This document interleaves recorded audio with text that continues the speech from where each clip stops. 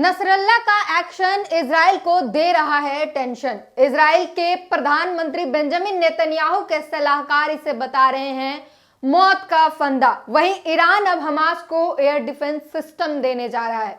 नमस्कार, मैं ब्यूटी गिरी, आप देख रहे हैं नेशनल दस्तक। हमास और इजराइल के युद्ध होते होते 3 महीने से ज्यादा का समय हो चुका है और इस युद्ध में चारों तरफ से इजराइल घिरता जा रहा है। इजराइल जैसा ताकतवर देश जो हमास से अब पिछड़ता जा रहा है। हमास लगातार इजराइल पर चढ़ाई कर रहा है, इजरायली सैनिकों को धूल चटाने का काम कर रहा है।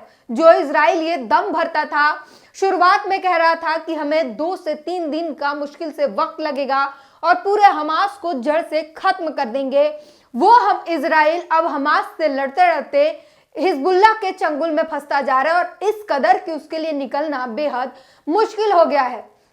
हिजबुल्लाह ने पूरी तरीके से जाल बिछाया और इजराइल के सैनिक उसमें पूरी तरीके से बहुत बुरी तरीके से फंसते जा रहे हैं और निकलने का कोई रास्ता नहीं दिख रहा है। वहां रक्षा मंत्री, इजराइल के रक्षा मंत्री की तरफ से बयान भी आ रहा है कि हमारी लड़ाई सिर्फ हमास से है, हमें लेबनान से नहीं लड़ना है। हमने हमला लेबनान पे नहीं किया था, सिर्फ हमास पे किया था। लेकिन नसरुल्लाह सुनने वाला कहाँ है? वो तो साफ साफ कह रहा है कि अब तो इजराइल को इसकी कीमत चुकानी होगी। आपको बता दें कि कुछ ही समय पहले इजराइल ने लेबनान बॉर्डर पर एक एयर स्ट्राइक किया था जिसमें हमास के डिप्टी कमांडर साले अल अरोरी को मार गिराया था। उसके बाद से पूरे हमास, पूरे फिलिस्तीन और हिजबुल्लाह, यहां तक कि हिजबुल्लाह चीफ नसरुल्लाह ने भी ये धमकी दे दी थी इजराइल को कि अब इजराइल को इसकी कीमत चुकानी पड़ेगी, इसका बदला लिया जाएगा। वहीं टर्की ने भी यही बात कही थी कि हमास के लड़ाकों को एक खरोच भी आई इजराइल के द्वारा हमारे टर्की के बॉर्डर के अंदर, तो उसकी कीमत जो है इजराइल को चुकाना पड़ेगा और उसका बदला खुद टर्की लेगा। और ये जो है तमाम जो देश हैं वो लगातार इजराइल के विरोध में जा रहे हैं। वहीं उसके विपरीत परिस्थिति में अगर देखें तो हमास और फिलिस्तीन के समर्थन में 150 से ज्यादा देश जो हैं वो इसके समर्थन में है और इजराइल जो है अलग थलग पड़ता जा रहा है, उसके खिलाफ विरोध हो रहे हैं। अमेरिका जो उसका दोस्त है उस पर दबाव बनाया जा रहा है, इंटरनेशनल दबाव बन रहे हैं। अमेरिका के व्हाइट हाउस के आगे, अमेरिका के राष्ट्रपति जो बाइडेन के सामने लोग प्रदर्शन कर रहे हैं। यहां तक कि उनके भाषण जब चलता है उस बीच भाषण में जो है नारेबाजी होती है और उनके भाषण को रोकना पड़ जाता है और वो नारेबाजी विरोध में होती है, जो बाइडेन के विरोध में होती है, इजराइल के और फिलिस्तीन के समर्थन में। लोग साफ साफ नारेबाजी करते हैं कि फिलिस्तीन पर, गाजा में जो है फिलिस्तीनियों पर नरसंहार हो रहा है और इसे रोकना चाहिए। और अमेरिका भी जो है इस दबाव में आने लगा है और इसी दबाव के कारण दोनों देशों, इजराइल और अमेरिका के विदेश मंत्री और रक्षा मंत्री की मिलाप होती है और इस मिलाप में बातचीत ये होती है कि सीज फायर किया जाए। अब जो है सिचुएशन ऐसी है कि इजराइल भी चाहता है सीज फायर, लेकिन वो कहते हैं ना, हमारे यहाँ एक देहाती भाषा में कहते हैं थूक कर चाटना, वही हालत हो गई है इजराइल की। अब वो अपनी थूकी हुई कैसे चाटे ये उसे समझ नहीं आ रहा, क्योंकि युद्ध तो इजराइल ने ही शुरू किया था। जो उसी ने दम भरा था कि जब तक हम हमास का खात्मा नहीं कर देते, हमास के एक एक लड़ाके को खत्म नहीं कर देते, तब तक ये युद्ध नहीं रुकेगा और जब तक हमास जो है जड़ से खत्म नहीं हो जाता तब तक इजराइल नहीं रुकेगा, ये युद्ध चलता रहेगा।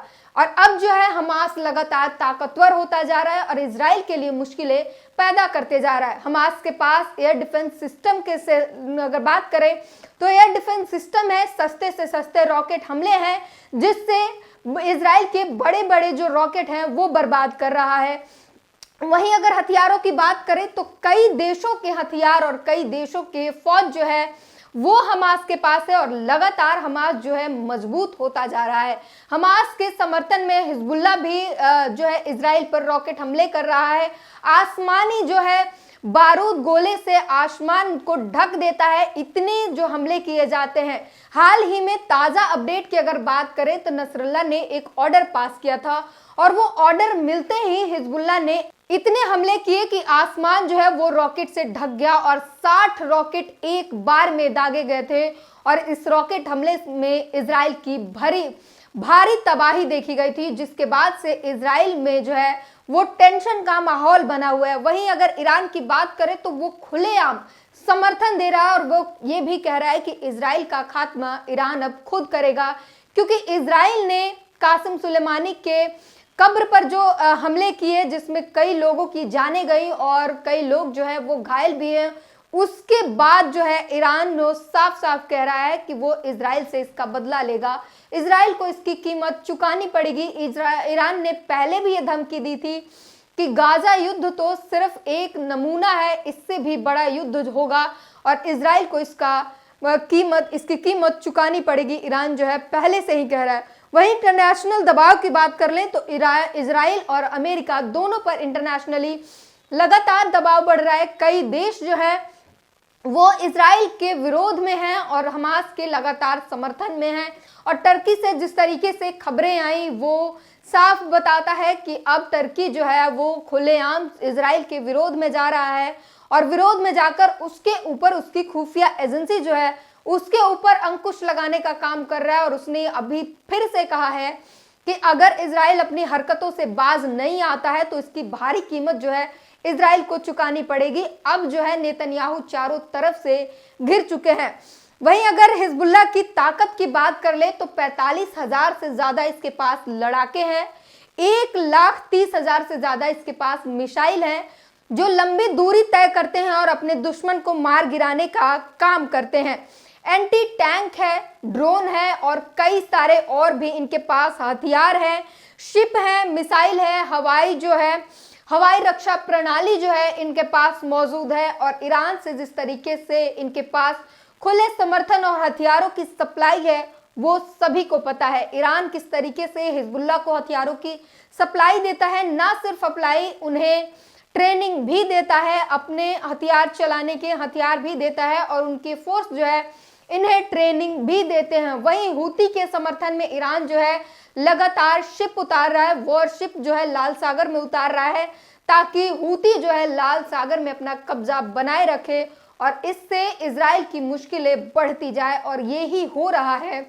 ईरान जिस तरीके से लगातार समर्थन दे रहा है, अपने हथियारों की सप्लाई कर रहा है और अब ईरान जो है हमास को एयर डिफेंस सिस्टम देने जा रहा है। ये हमास की बड़ी जीत होगी और उसके पास जो है हथियारों की पहले से ही भंडार है और उसमें एयर डिफेंस सिस्टम मिलने के बाद हमास जो है और भी मजबूत हो जाएगा। वहीं इजराइल की बात करें तो उसके एयर डिफेंस सिस्टम को लगातार हिजबुल्लाह नजर बनाकर उसे उड़ाने का काम कर रहा है और लेबनान बॉर्डर पर एयरबेस को उड़ा दिया है हिजबुल्लाह ने। और ये इजराइल की आंख फोड़ने जैसी जो है खबर निकल कर आ रही है कि इसे जो आंख कही जाती थी उसे हिजबुल्लाह ने फोड़ दिया है। और अब जो है ईरान, हिजबुल्लाह, हूती और तमाम देश जो है वो मिलकर भयंकर तबाही मचा रहे हैं। वहीं रूस की बात कर ले, चीन की बात कर ले, नॉर्थ कोरिया की बात कर ले, ईरान की बात कर ले, सभी जो हैं और इसके साथ और भी 9 देश जो है वो अपने सैन्य ताकतों के साथ साथ अपने हथियार भी हमास को दे रहे हैं। और आईडीएफ ने ये बताया है कि चीन और रूस के हथियार से इजराइल उन पर अटैक कर रहा है। ये किसी और ने नहीं, इजरायली सैनिक आईडीएफ ने ये बात कही है और ये उसके सबूत दिए हैं कि उनके पास, हमास के पास से चीन के हथियार मिले हैं। तो साफ पता चल रहा है कि किस तरीके से हमास के पास हथियारों से जो है वो उसका गोडाउन भरा हुआ है, उसके पास हथियारों की कोई कमी नहीं है। वहीं दूसरी तरफ बात करें तो इजराइल के पास हथियारों के अकाल पड़ा हुआ है और वो इमरजेंसी मदद मांग रहा है अमेरिका के पास। और अमेरिका भी अब मदद करते करते थक चुका है। वो चाहता है कि अब सीज फायर की जाए, इजराइल भी चाहता है सीज फायर की जाए और यहाँ हमास भी चाहता है, लेकिन वो अपनी शर्तों पर, अपनी हक और अपनी वजूद की जो लड़ाई लड़ रहा है हमास, वो अपने लाखों फिलिस्तीनियों के अस्तित्व की लड़ाई है। और वहीं इजराइल की बात कर ले तो इजराइल डरा हुआ है। उसके रक्षा मंत्री बता रहे हैं कि उन्हें लेबनान से नहीं लड़ना है और उन्होंने ये भी कहा कि हमास जिस तरीके से गाजा पट्टी में आईडीएफ के सैनिकों का विध्वंस कर रहा है, तो उनके तरफ से ये बयान आया था कि गाजा में उन्हें बेहद क्रूर और शातिर लड़ाकों से जो है वो लड़ाई लड़नी पड़ रही है। ये इजराइल के रक्षा मंत्री का बयान है। फिलहाल इस पूरे बातचीत पर अपनी प्रतिक्रिया जरूर दीजिए। इंटरनेशनल कोर्ट में नरसंहार का केस चल रहा है नेतन्याहू पर और आने वाले समय में जो है ये दबाव बनाया जा रहा है नेतन्याहू पर और उनके बोल जो है अब बदल रहे हैं। पूरी बातचीत पर अपनी प्रतिक्रिया जरूर दीजिए। नेशनल दस्तक की आपसे गुजारिश है कि अगर इसको बचाना चाहते हैं तो नेशनल दस्तक को सब्सक्राइब करने के लिए रेड कलर के सब्सक्राइब बटन को दबाएं, फिर बेल आइकन की घंटी दबाएं। नेशनल दस्तक को बचाने के लिए बहुत जरूरी है कि हर खबर को शेयर करें, लाइक करें, कमेंट जरूर करें।